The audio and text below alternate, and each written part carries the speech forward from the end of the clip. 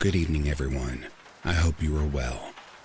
Before we get started this evening, I would like to apologize to each and every single one of you for a certain story that I included in the last video, True Creepy Encounters. I made a grave error of narrating a story that was absolutely disgusting. I'm a professional, and I promise you, going forward, there will never, ever be any more of that content on this channel. With that being said, it is time to go back to ashes. For when we arise from the ashes, we are a stronger, better, and happier person. Now, let's get you that dose of vocal melatonin that you crave to help you drift off to slumberland. Here is the collection of true Skinwalker stories.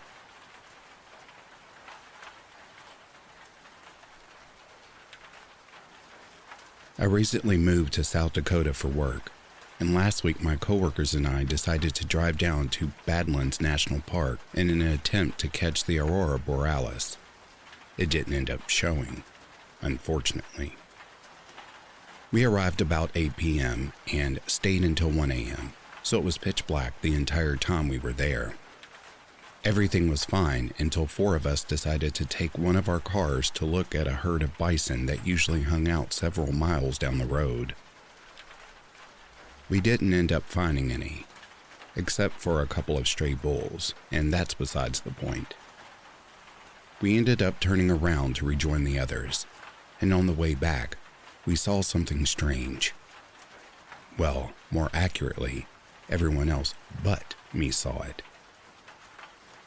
This is a reoccurring theme and part of the reason I hesitated to share this story. However, while I cannot back it up myself, multiple people saw the same thing at different times without discussing it with each other, and their reactions seemed genuine. As we sped over a hill, the other 3 people in the car with me started freaking out. They started asking each other whether anyone saw what they saw, and verifying exactly what it was they spotted. They all agreed. A tall, pale pink humanoid figure had sprinted across the road in front of us, almost too fast to see. I was skeptical, and if this had been the only sighting, I would honestly have thought nothing of it. The others were still a bit freaked out though, for the entire rest of the drive. Once we'd rejoined the rest of our classmates, things seemed normal for about an hour. We were just hanging out, looking at the stars and enjoying each other's company. However, a car drove down one of the roads near us, and the person next to me stared at the car and went, "Holy crap, what is that?" She kept her gaze on it, and related to us afterwards. Please note, we hadn't talked about what we saw in the car once we arrived back at the campsite. She said she had seen the same figure sprinting across the street in front of the other car and had kept an eye on it in the dark. She also stated it had moved so fast it had traveled down the road in a mere few seconds. At this point, we were all thoroughly creeped out. The people who'd been in the car with me relayed our story about the figure that ran in front of our car. They agreed that they'd seen the same being, and we all kept our eyes out for the rest of the time we were there. I do intend to head back there sometime, against my best instincts, perhaps, to see if I can catch a glimpse of it myself. I'll keep you updated if I end up seeing it.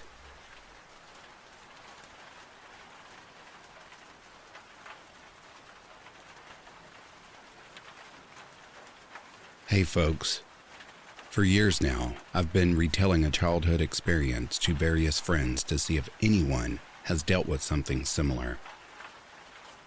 When I was probably 10 or 11, I was playing in a lower pasture on 80 acres of family land situated in the Santa Cruz Mountains in California, with a friend and my little brother. Both were around 7 or 8 at the time. I remember vividly seeing a man standing just inside the woodline with the head of a stag, dark, rough fur spotted at the collarbone. and it has an enormous rack that resembled somewhat the way tree roots look when they're blown over and pull out of the ground. Its chest was white-skinned, muscular, but athletic, and it had what I remember looking like stripes painted on it in a dark color. Not stripes like a prison uniform, but occasional long marks running down an arm or from front to back. I don't remember exactly what its legs look like, either covered in the same dark fur or wearing dark pants. Normally, I'd chalk it up to childhood fantasy, but my little brother and his friends swear they saw it too. Any similar experiences? It seemed more neutral in temperament than aggressive, so I'm reluctant to really label it as a skinwalker. I've also had folks compare it to Sununos.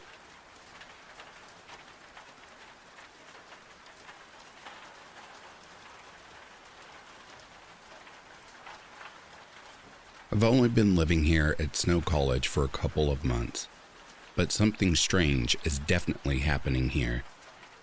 For context, I am part Native American of the Lakota Soy tribe, and I'm trying to reconnect with that part of my heritage as I have moved out and away from my parents. I have always believed in the existence of skinwalkers, but the events that have transpired over the past couple of months have solidified it for me. At first, the occurrences started out small, hearing footsteps, growling in bushes, etc. But as the weeks have gone on, they have gotten to be bigger and bigger. It all came to a head Saturday night when I get a frantic text from a good friend of mine saying that he's messed up, big time, and scared shitless. Now, this friend of mine is a very imposing dude. 6'2" and around 280 pounds, and he grew up around Baltimore, so it takes a lot to scare him. He's going through and telling me what happened and what he saw. A couple of blocks away from the main campus, they're building a new temple, and this friend loves to walk around this area at night. According to him, just past the one streetlight on this road, he could see a massive dog pacing back and forth, east to west. He described it as a dog with the posture of a bear, toned build, obviously wild but no discernible fur on it, like was completely in silhouette.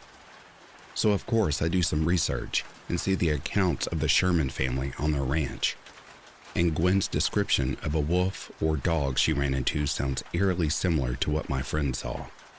What my friend neglects to tell me until we were out there again last night is that he was whistling on his walk. As we approached the spot where he saw it the night before, sitting under the streetlight, was the creature. It was exactly as he described it. Huge dog, posture of a bear, pointy ears, smoothest skin I've seen on a wild animal ever. We're both rightfully spooked, so we head back towards campus. As we're walking past the humanities building, he tells me that it was around this spot where he was seeing shadow figures. He described them as having distinct human forms, and hearing what sounded like a huge animal running at him. He came across a bald eagle feather in the middle of the sidewalk. There haven't been any bald eagle sightings in Ephraim, from what I know. We hung out on campus for a while after our encounter by the temple grounds, and we both were able to come to the conclusion that there was almost like a line across campus, that the sightings would stop. Against my better judgment, I'm planning on going out there again later tonight to see if I could maybe get any pictures of this thing for concrete evidence that we both saw something and that it wasn't just our nerves getting to us.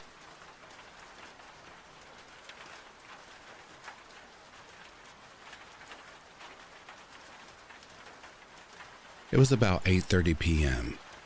While taking out the trash at work with a coworker/roommate, a large dog approached us. It seemed to be galloping. It wasn't walking normally like an animal should. Despite the many surrounding lights, the dog appeared to be entirely black. It was silhouetted just enough that you could see its muscle definition. I could see a slight reflection in its eyes. It seemed to lack a shadow. My roommate and I expressed having different experiences and visions of the dog. When I initially saw the dog, I interacted saying, "Aw, dog," in excitement. For me, it proceeded to sit entirely still on the cement, staring like a statue. What I saw was a large, fluffy black dog, lazy ears, similar to a Newfoundland dog. My roommate expresses seeing the dog as a large, very muscular, aggressive-looking black dog that stood rigid the entire time, staring like it wanted to attack. It was short-haired, muscled, and had pointed ears. I jokingly stated that the dog looked like a skinwalker, not really anticipating that anything would happen. Then, we immediately felt a wake of dread fall over us. Something was wrong. We both saw the dog's jaw open, almost as if it was about to bark. We heard a distant yet extremely clear, high-pitched, "Come here." The dog immediately turned to take off. We turned around the corner. The creature was unreasonably far up the road for the short amount of time that it was not being observed. It was wobbling, crossing its paws, walking oddly. When it turned left around a corner, it seemed to nearly stand up on its hind paws, walking on two legs, just before passing around out of sight. The rest of the night was just as interesting. We had trouble with certain objects slightly moving place, nudging a bit, settling. It quickly became more aggressive, but then, just as we were about to leave, we heard a loud and persistent knocking coming from the front of the store. We quickly went to our cars. On the drive home, I tried to blast music and ignore what I had just seen. I heard whispering coming from my back seat. I couldn't quite make out any words. It just sounded like whistling, almost. But get this. I saw a random antique clawfoot bathtub on the left side of the road, in a field. It was certainly not there the day before, or even that morning on my drive there. The kicker? I was watching the sidelines of the road for animals, and I most certainly saw a buck. He was leaping out in front of the road, a good 50 feet ahead. I slammed on my brakes, but when I got closer, it was merely a bush. Perhaps I was just paranoid, and this is all very concerning.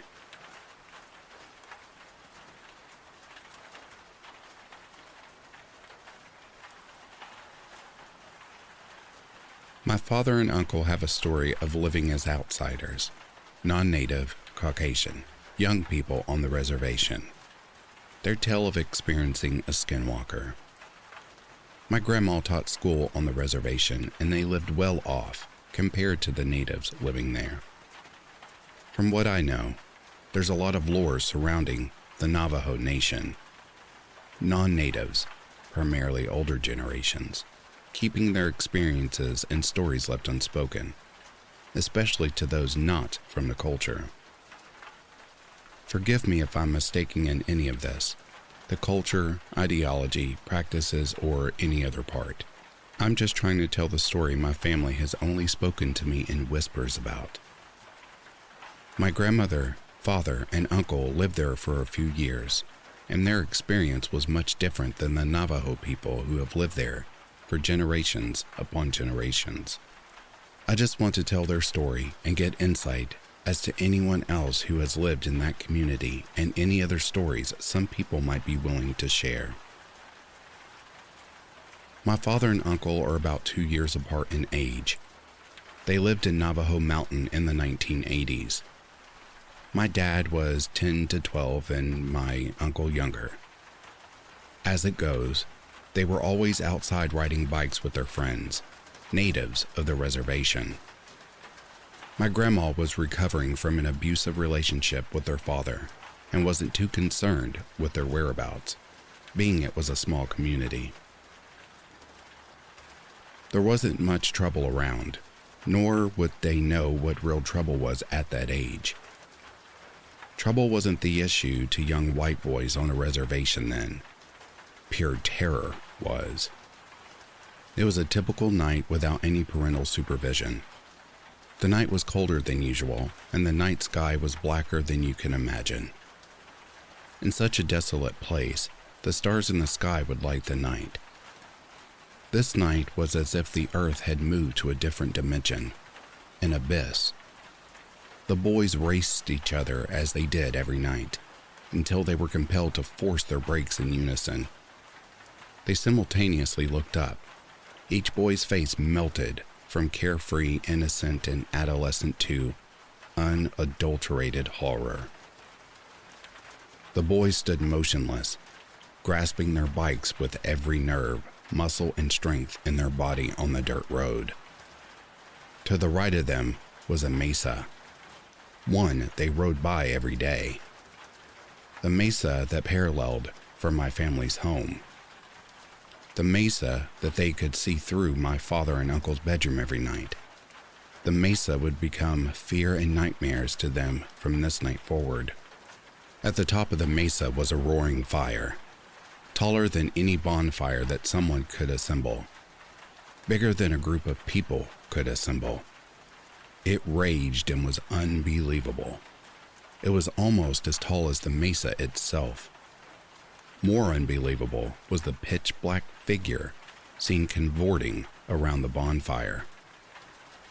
The native boys with my father and uncle informed them that this was not a typical Navajo dance or ritual. Pits began to form in their stomachs. Friends of my father and uncle turned back around without a word and bolted back to their homes. My father and uncle threw their bikes to the ground and ran across the unpaved road into their home. The two came back in a panic, relaying what they'd seen to my grandmother, but she was unconcerned. A legend of the natives, she told them, and shooed them away.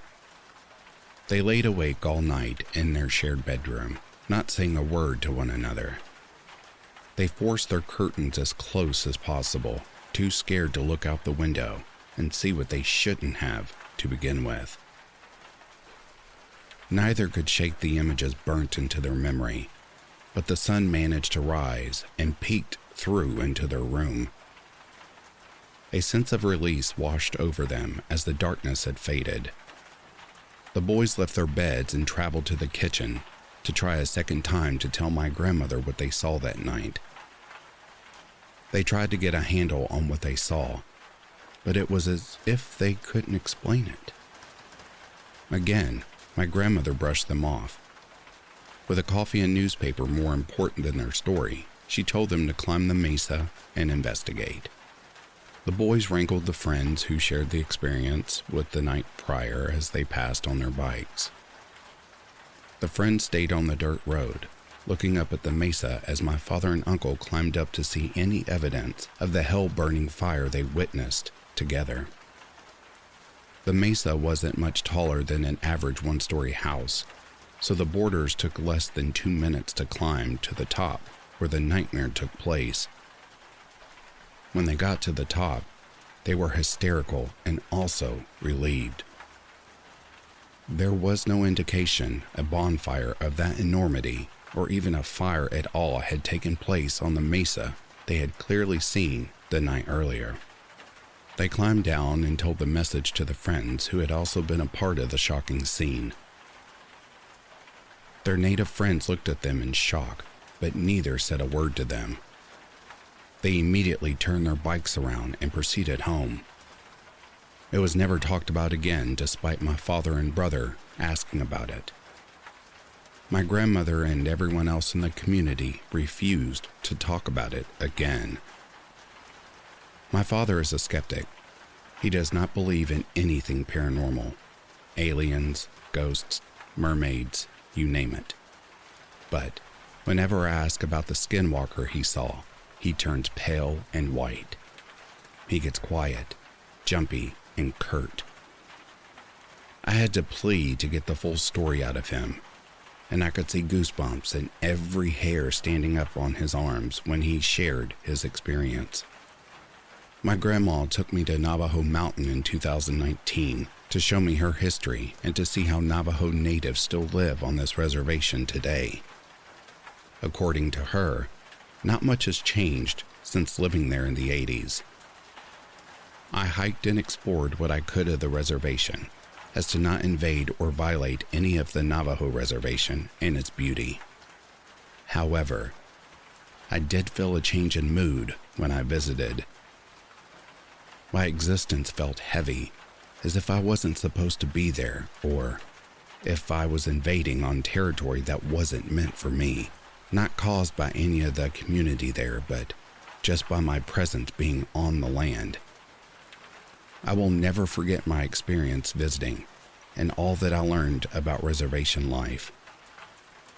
My intention is to hear any other stories from Navajo mountain residents, or talk with some people with similar stories in the Navajo reservation. I climbed the mesa where the Skinwalker my dad and uncle claimed had its ritual. I felt pretty normal until I got to the top and stood in the middle. I felt some darkness creep into me as I stood there. I've never been the same since then.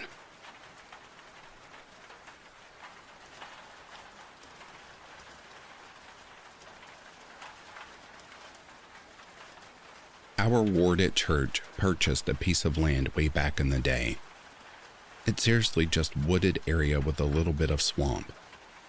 Anyways, we would always go there for campouts and scouts, and at night, when it was pitch black, we would all play manhunt. Well, one time, we all got down to one person whose name was David. Growing up, he was super fast and he would hide really good so nobody could ever find him. He would always end up being the last person. Well, one time it was down to David and we had split up and gone way deep into the forest toward the swamp because it seems like it was impossible to find him. We thought he might have gone a little bit further than we usually go. We started getting into some more muddy and wet terrain as we get closer to a swamp-like area where the water is probably shin deep, and we saw David way out in the swamp, and he wasn't wearing any shirt. And with the spotlight on him, he looked super pale. But he just stood there and didn't say a word. You could seriously tell something was off. Then, all of a sudden, we heard David from behind us, yelling, trying to get our attention so we would keep trying to chase him down, meaning what we saw in front of us was definitely not him. So, being a bunch of 12 to 17-year-old boys, we started yelling and running back to the campsite as fast as we could. Nobody believed us. In fact, for years, everybody made fun of it, calling it the ghost of David.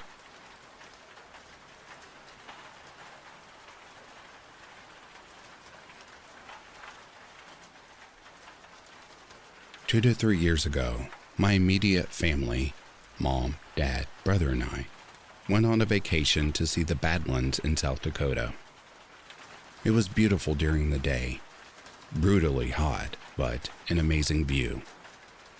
My family has always been interested in the wildlife of areas we traveled to, so we would take bison tours and would drive around to see any random wildlife. And we saw some cool animals like a prairie owl, pronghorn antelopes, and some huge bison. At one point in the trip, we took a tour bus out to a picnic which about 70 people were at. It was about 6 o'clock and I was kind of bored, so I wandered away from the crowd a little bit to look at a small stable near the edge of a small woods. I was wandering and petting the horses when I felt like I was being watched. I looked in the woods and saw nothing.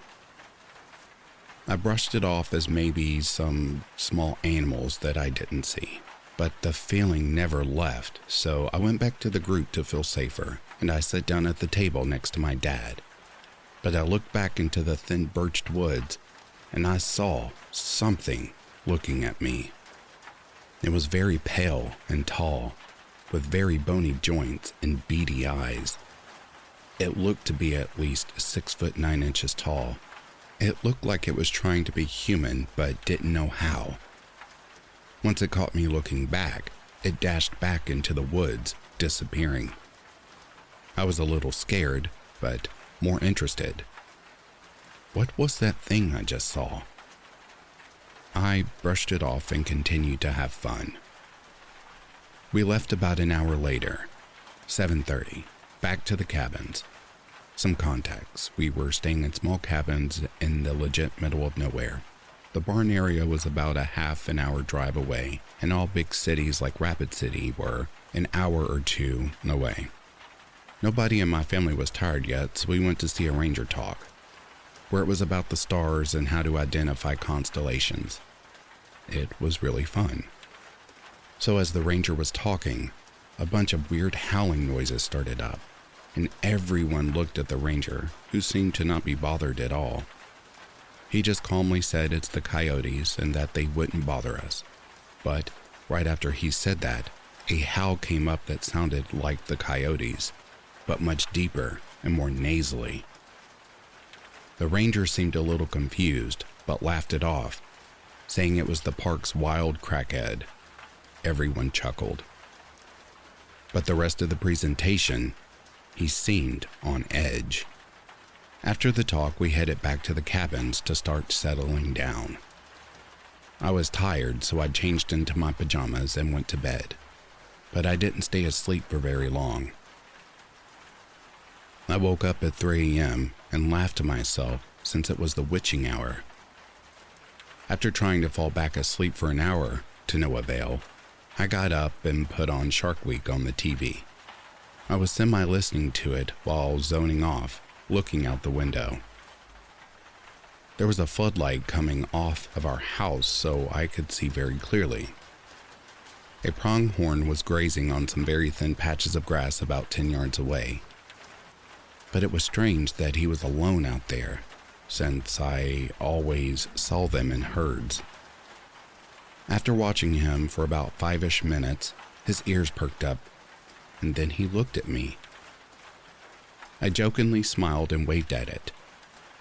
And sweet Christ above, the thing smiled back at me. I wish I was joking and could say I hallucinated it, but I was wide awake. Its teeth looked abnormally human, and so did its eyes. It eventually walked away, but its hooves looked foot-like. I can say by now, I was very shook. I got up and went back to my room. When morning swung around, I woke up and threw on my shoes and ran outside to where that whack animal was. And sure enough, there were hoof prints that stopped and turned to hand and footprints. I freaked out and woke up my mom and dad to show them. They were confused by it, so we found the star guide park ranger and asked him about the footprints. He asked to see, so we took him over to them, and he took a nice long good look at them and said, "Well, I'll be damned. I thought the other rangers were crazy when they told me they saw a skinwalker. Turns out they're right." Apparently, this has been around for a while and is known among the other rangers, so we all went to the museum and talked to the one Native American female ranger who calls him Yinaudalushi, the Navajo term for skinwalker, and she explained the story of skinwalkers, which is a type of harmful witch who has the ability to turn into, possess, or disguise themselves as an animal. And she said she sees this one a few times only while on duty. So, yeah, I encountered a whack skinwalker on a vacation in the Badlands of South Dakota.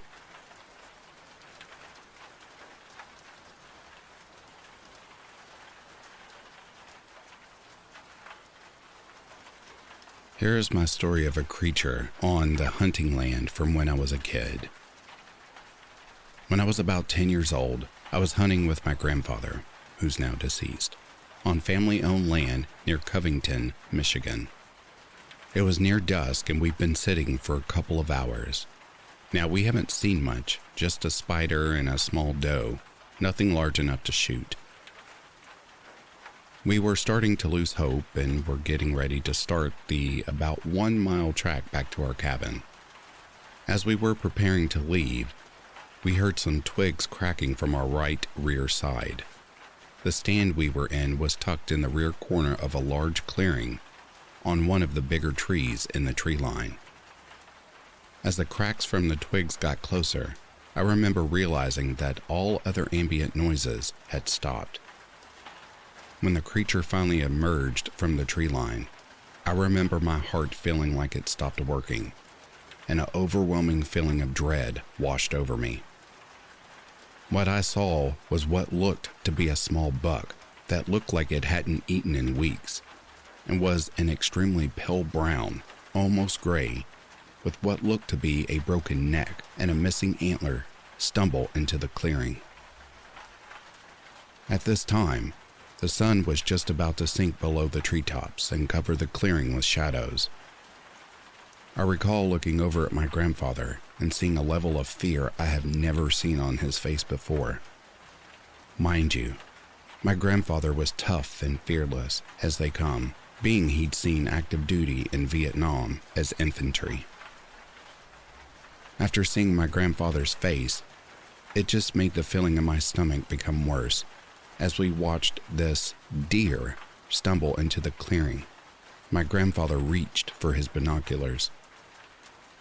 As he pulled them out, the lens cover made a small noise on the side of the stand.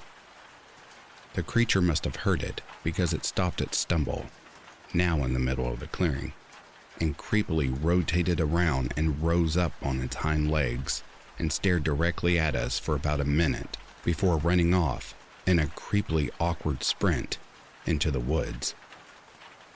At this time, it felt like I had just gotten the wind knocked out of me, and I was petrified with fear. After the encounter, me and my grandfather sat in the stand completely silent, staring at the clearing, trying to make sense of what we had just witnessed. As we started to walk back, we heard extremely weird, almost human-sounding noises coming from the woods around us. By the time we got back to the cabin, my grandfather decided it'd be best to call our trip early and head back home. But before we left, I had to use the bathroom, and our cabin was quite old, so we didn't have indoor plumbing, just an old outhouse. As I sat down to use the toilet, the immense feeling of dread returned as I heard human-like whispers and small scratches on the back of the outhouse. I screamed at the top of my lungs to my grandfather as I ran out of the outhouse crying. After that, we drove back home and had a small discussion about what we saw. Despite being an avid hunter, that was my grandfather's last season of hunting, and about a year later, we sold the land. I've told this story a couple of times to close friends and family, but I think most of them think I'm crazy, especially being the only witness now that my grandfather passed away. Still to this day, the encounter sends shivers down my spine every time I think about it.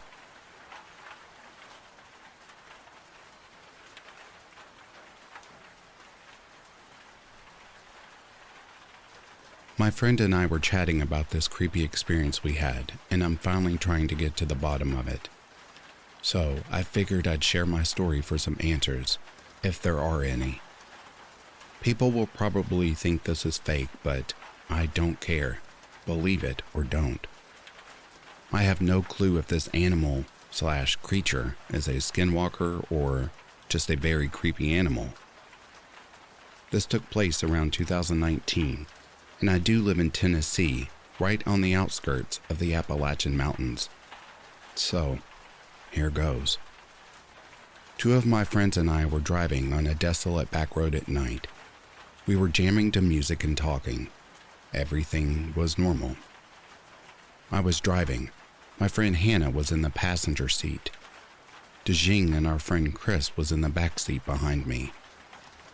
Hannah was trying to pull up a song on YouTube that wasn't on Spotify, so it was silent for a bit while she was waiting on the website to load. But Chris and I were still talking. We came up on a small animal in the road, and I didn't think anything of it. Well, I expected the animal to move pretty quickly once it saw us coming down the road, but it didn't. As I got closer, I slowed down to let the animal have enough time to run off, but it still stayed very still. It almost looked frozen. The closer I got, I could make out that it looked like some kind of cat. The only thing was, it didn't look like any sort of cat I've ever seen. It looked like it had fur, but the fur was freshly colored. Its ears were very small, almost like a kitten's, even though it was only a tiny bit bigger than an adult house cat. It was laying in a way that looked like the Sphinx, facing us. The scariest thing about it, though, was its eyes. Not to sound overdramatic, but its eyes literally looked like the pits of hell were burning inside of them. They were reddish, orangish, and had twinkles of yellow in them that reflected off the headlights. The whole car was silent, and I just stared ahead. This cat scared the hell out of me, and it still wasn't moving. I felt a huge pit in my stomach and began having intense anxiety. It was almost like I was frozen, but I was not about to stop to figure out what this cat was. At this point, I had to steer around a bit to pass it without hitting it. I was probably 3 inches away from touching this thing, and as I slowly crept by it, I watched it through the window the entire time. It did not flinch. The eyes still had the same glow even without my headlights directly on it. As we passed it, about 5 seconds later, Chris yells, "What the F was that?" I immediately started freaking out, shouting, "I don't know." Hannah looks up from her phone and says, panic, "What? What did y'all see?" She looked behind us and kept asking. We explained what happened and she said, "I didn't see anything behind us." Chris and I looked back and sure enough, it was gone. We drove up the road to a church and turned around in the parking lot. We wanted to get back to Hannah's as soon as possible. When we got back, we rushed in and told her mom what we saw, but we didn't mention that it looked like a cat. We described it as a small animal. Her mother stops for a minute and says, "What is a cat?" We were blown away. We told her what it was, and she said that her and a cousin came across the exact same thing when they were teens, only it was in a different area, and they saw it peeking out of the bushes. She still to this day doesn't know what it was, and she said that she thinks about it from time to time, even after 30 years. So, I guess I want to know a few things. What was this thing? It didn't look like a bobcat, mountain lion, or fox. Is it a demon, skinwalker, wendigo, an unknown Appalachian creature? I've heard of all the legends, and regarding the woods at night. Don't look up in the trees, don't respond if your mother calls your name, etc. But everyone I've told either tells me it was probably a scared bobcat or that they've never heard of that before. So if anyone has made it this far and has some answers, I would gladly appreciate them.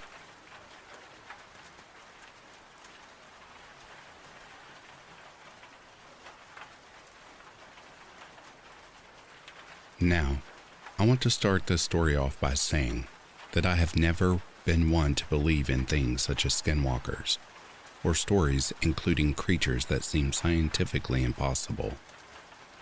As much as I love hearing stories or watching videos on them, I have never been one to be scared of things that in my mind cannot be real. But this is the first time where I've encountered something I simply can't explain. And it has me on edge almost every night since then. It starts with me laying in bed. I have trouble sleeping, so I usually lay in bed watching videos until I realize how late it is and I need to go to sleep. I'm laying there on my phone and I found myself going deeper and deeper into the rabbit hole of Skinwalker story videos. I must have watched them for 2 to 3 hours, until it was, I would say, 3 or 4 in the morning. I started feeling this very uneasy and anxious feeling about my own room, which is something I've never felt before, as if something was there or near that gave me such a sudden feeling. Now, in a lot of stories I've heard, I heard a lot of them say that they would hear 3 knocks, whether it be on a window or a door or whatever it may be. I heard them say 3 knocks. So, as I'm watching these videos, I hear a very light knock on my door. To give more context, my door is loose, and so even a light knock would make a somewhat loud noise. I pause my video, and then I hear another knock. I said to myself, I swear to God, if I hear one more knock, I'm gonna lose it. And sure enough, a couple seconds later, I hear another one. And as soon as I heard that last knock, I got chills and instantly froze. Because the knocking froze me, I didn't want to look over at my door. I have never in my life gotten so scared. I didn't want to move. So as I lay there, debating in my head if I really just heard 3 knocks, or if it was a draft or some rational thing that made that noise, I started to hear a sort of whispering in my right ear. Only in my right ear. The only or best way I can describe it is a faster version of the snake language from Harry Potter. I have never heard anything like that before in the years I've lived in my house. It wasn't my air conditioning. It wasn't my fan. It came out of nowhere. I didn't want to move. I sat there, listening to this whispering and feeling like something was staring at me from my doorway. But after what felt like an hour, but was the longest 10 minutes of my life, the whispering slowly faded away, and I was left there still too scared to move until I fell asleep. Now, as small as my story was, the whispering and the knocks will forever haunt me and be burned into my brain, and I've never heard it since. That was the only thing to ever really scare me. I no longer watch Skinwalker videos when I'm alone or at night, but when I'm alone at home, I will keep my gun somewhere near me in case the whispering and knocks ever decide to return.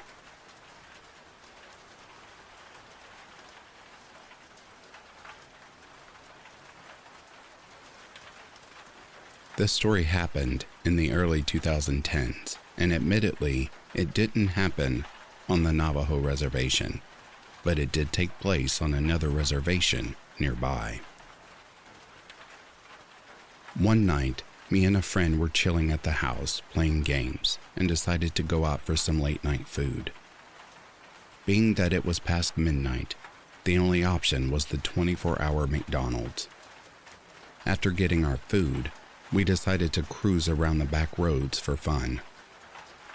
The area we were driving wasn't well known to us since we were driving on another tribe's land, but my friend had a general sense of where he was going. The road we were on led us out to the middle of nowhere. We finally stopped and pulled over on top of this big mesa where the road went down in a snake-like pattern. It was nighttime, like I said, but you could see a long way off into the distance from our little vantage point, including house lights in the distance where the road led. After getting out of the car, I walked closer to the edge of this overlook point and started howling and screaming to hear my echo. I did that for a few minutes before I walked to the very edge and looked down. I saw a light from a window just below me, close enough to where I could have thrown a stone and hit it. I distinctly remember the light looking like it was from a candle with the flickering, but definitely wasn't dim enough like a candle would be. I also recall that the windowsill portion was made of stone and looked like an adobe house. Since I was higher up and at an angle, I couldn't see inside the window, and I couldn't make out what the house looked like in general. All I saw was a light coming from a window. At that point, I turned to my friend and said something like, "Dude, there's a house just right there," as I pointed to it. "We better get out of here before they call the cops on us for screaming." My friend looked over and saw the light from the window too. He laughed and agreed, so we both got in his car and split. Nothing spooky or creepy even crossed my mind that night, just that I may have scared someone in their house with my screaming. A few weeks later, me and the same friend went cruising around again, but this time during the day. We visited the same area and pulled over to look at the view, then went back to the edge of the mesa and looked over, but to my surprise, there was nothing there. Not only was there no sign of the house, but a house couldn't have been built there in the first place. It was way too steep and rocky. Just boulders, sand, and weeds. I relayed this info to my friend, and he looked over the edge too, and that's when we were both like, what the F did we see that night then? My story ends years later when I met and befriended a coworker who lived and grew up on the reservation where that mesa overlook was. We began trading scary stories. That guy has some crazy crap he experienced out there. And I told him about seeing the adobe house at night that wasn't there in the daytime. He laughed and said something like, "Dude, you saw the witch house." I asked him to explain, and he said that the area I was in was known for being a spot that people stay away from at night. Apparently witches hang out there now and then, and there is a small adobe house on that cliffside, but it's very small, like something your average person would have to crawl to get into. He doesn't know much more than that, but says he knew plenty of stories of people seeing it light up at night. So, that's my true story about seeing a possible witch house. Just like how Skinwalkers are Navajo witches, there are some other similar witches for other tribes. I don't know the name given to the one I saw, but it's a cool little story to have in my pocket to share with you.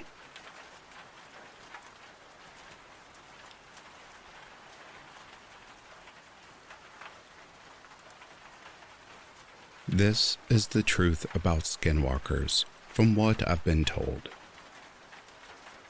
A few years ago, I dated this Native American girl from the Southern Ute Indian Reservation in Ignacio, Colorado. Me at the time, being a black 20-year-old from the hood of Baltimore, Maryland, knew nothing about Native American culture, legends, or any of that stuff. So when she first told me about Skinwalkers and that they're real, I just knew I had to learn everything I could about them. And what did I do? I went to her hometown for a few months and learned a bunch of stuff about Skinwalkers. So I'll pass down to you all the information, scary stories, and lore I've learned from her family members and friends during my time in Ignacio, Colorado. Disclaimer: all information in this story was told to me by people on the reservation. These are not my own thoughts or opinions on Skinwalkers, but things believed to be facts by some of the Native Americans in the area of Colorado and New Mexico I've had a chance of speaking with. So without further delay, let's learn about Skinwalkers. Skinwalkers are witches. So for starters, Skinwalkers are definitely witches, not cryptids, or whatever else people are calling them. They are witches who possess the power of shape-shifting. Lots of people in the town told me skinwalkers can be from any tribe, but are usually Navajo. Then again, the Navajo and Utes typically don't like each other from what I've seen. If you want to know why, research Skinwalker Ranch. So, I don't know. This could be true, or it could just be crap talking between tribes. People in the town who have claimed to have seen skinwalkers would describe them to look differently, since, they shapeshift. Her uncles claimed to see one that looked like a big, hairy thingy. Another guy said he saw one that looked like a huge white dog creature. And her cousin and her friends said they saw one that looked like a goat with big eyes, standing on 2 legs, wearing a jacket. Weird, right? There were even people in the town suspected of being skinwalkers, or just indulging in bad medicine, which basically just means witchcraft. These people are known as bad medicine men. There are good medicine men as well, but these good medicine men are not skinwalkers. They can, however, combat spells put on a person by a bad medicine man. Don't whistle at night. One thing that attracts them that most of you probably knew about is whistling. People on the reservation would actually get upset if anyone were to whistle at night. My girlfriend actually told me this story of when she was younger with her friends during nighttime, out in the boonies, which is basically just in the middle of nowhere. She kept whistling just to be a butthole and piss her friends off. She only stopped when something in the distance whistled back the exact same way she had whistled. Now, this could have just been a weirdo whistling at a young girl for whatever reason, but that theory seems a lot less likely when you take into account she was at a friend's house and the closest neighbor was about a mile away. They don't care for outsiders. If you were hoping to see a skinwalker in person and aren't Native American, don't have any relationships with Native Americans, or live near a Native American reservation, you may be out of luck. It's believed around there that skinwalkers usually won't show themselves as someone just visiting the area, especially if that someone isn't native. However, if you spend a lot of time, and I mean a lot of time in the area, you might catch one. They can't directly harm you, but if you're afraid of them, they will mess with you. Usually, I see people online saying no Native American likes to talk about skinwalkers because that catches their attention. Well, everyone in Ignacio were really open to talking about them, especially her father, even though he himself said skinwalkers know when you talk about them. When I ask him why, he still talks about these shape-shifting witch monsters without fear of them catching on. He told me flat out he wasn't afraid of them. In fact, he wanted to fight a guy he thought was a skinwalker because a skinwalker scared his Hispanic girlfriend so bad she skipped town, illegally crossed back over the Mexican border, and stayed in Mexico for a while. He told me skinwalkers won't outright attack you or kill you, but they can still cause you harm. They might do this by jump scaring you and causing you to crash your car, killing your livestock, or casting spells. If a skinwalker or bad medicine man gets a strand of your hair or something else of yours, they can cast a spell on you, causing you to become sick or giving you very bad luck. They've even been known to separate couples, just like how they scared his girlfriend back over the border. Eventually she came back and told everyone about her skinwalker encounter, but I'll tell that story another time.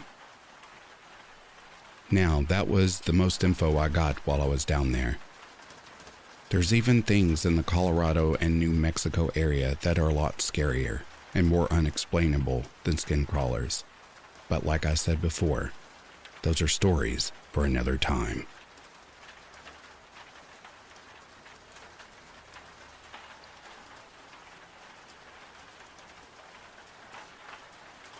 And that, dear listeners, is the end of this collection of true Skinwalker stories. I hope you are resting well and have drifted off to slumberland. Until next time, I'll read to you soon. Good night.